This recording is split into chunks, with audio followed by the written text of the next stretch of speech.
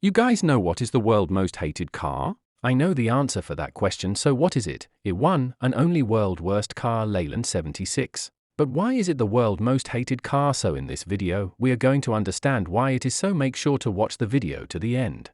In the automotive landscape of the 1970s, the Leyland P76 emerged as a beacon of ambitious design and innovation. The backdrop was a time of shifting trends, with car manufacturers aiming to capture the essence of a changing era. The Leyland 76, on paper, embodied this spirit with its groundbreaking features.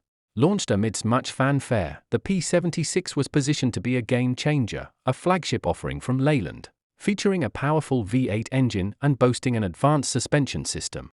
The promise was to deliver a driving experience like no other, and consumers eagerly anticipated a revolutionary addition to their driveways. The V8 engine, a jewel in the P76 crown, was touted for its performance and capabilities. However, as the wheels of time turned, it became clear that the P76's grand aspirations were overshadowed by a series of unfortunate design flaws. The V8 engine, while impressive in theory, faced persistent reliability issues. Owners found themselves grappling with frequent breakdowns, turning the much-anticipated joy of driving a P76 into a frustrating and disappointing experience. The promise of innovation was eclipsed by the reality of mechanical headaches. Leyland P76 owners found themselves frequenting repair shops, with the dream of a groundbreaking driving experience giving way to the harsh reality of maintenance woes. Headlines of the time echoed the sentiments of disillusioned owners, and the once promising flagship became the subject of criticism and skepticism. The Leyland P76's initial allure began to fade as its reliability issues took center stage, setting the stage for its journey into the annals of automotive infamy. Amidst the mechanical challenges, the Leyland P76 faced an uphill battle on another front: the court of public opinion. The unconventional styling, intended to make the P76 stand out, became a double-edged sword, as it failed to resonate with the discerning tastes of consumers in the 1970s. The market dynamics of the time favored smaller, more fuel-efficient cars, and the P76's substantial size and fuel inefficiency seemed out of sync with the prevailing trends. Consumers, who were increasingly prioritizing economic and practical choices, found the P76's bold design choices out of step with the zeitgeist. The Leyland P76 arrived at a time when consumers were leaning toward smaller, more economical vehicles. Its size and fuel consumption worked against it. The design, while daring, failed to capture the imagination of buyers who were looking for reliability and fuel efficiency. In the showroom, the Leyland P76 struggled to compete with other offerings that better aligned with consumer preferences. The disconnect between what the P76 offered and what buyers sought created a gap that was challenging to bridge. Despite its innovative features, the P76 became a victim of misaligned marketing. The grand promises of a revolutionary driving experience clashed with the practical concerns of everyday consumers, leading to disappointment and skepticism.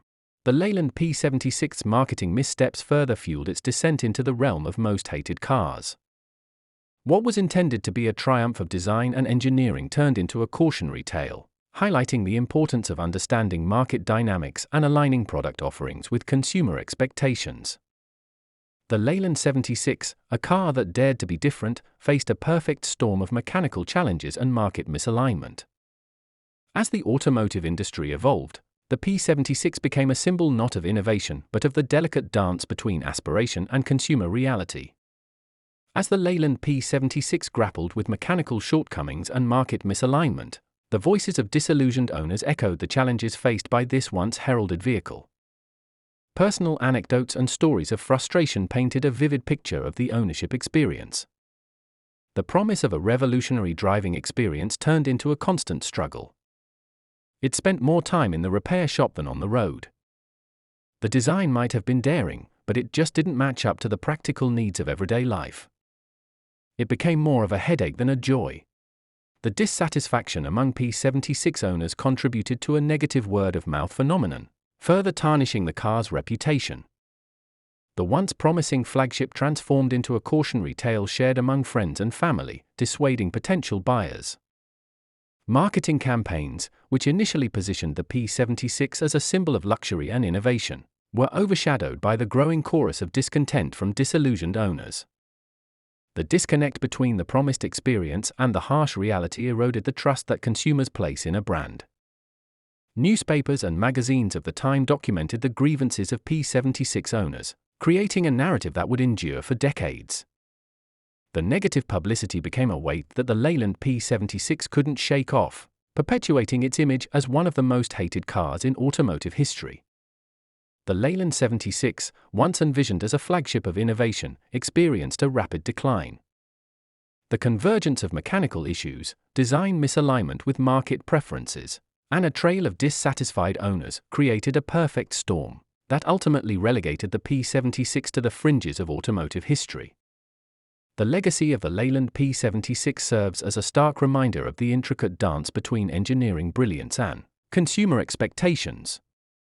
As the automotive industry learns from its past, the P76 remains frozen in time, a symbol of an era when ambition met the harsh realities of the market, leaving an indelible mark on the landscape of automotive disdain.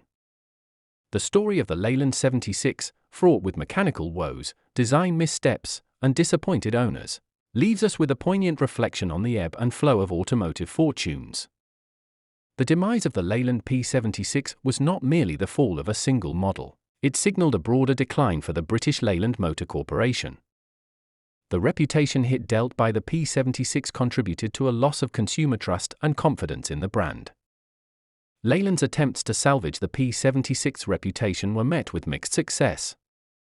Recall campaigns and attempts to address the mechanical issues were overshadowed by the prevailing negative narrative surrounding the car.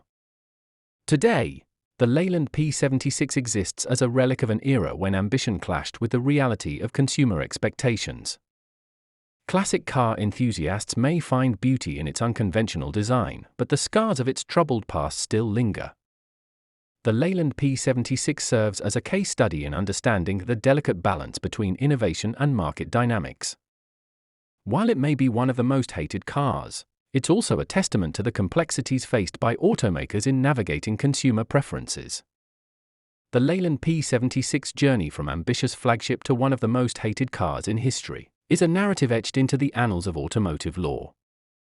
Its legacy, a cautionary tale for manufacturers, underscores the importance of delivering on promises and understanding the pulse of the market. As we look back at the Leyland 76, it stands not just as a car, but as a chapter in the evolving story of the automotive industry, a reminder that even the grandest aspirations must align with the pragmatic needs and desires of those who sit behind the wheel. So what are your ideas about this car, and comment your idea about why Leyland P76 is worse. See you in other video like this.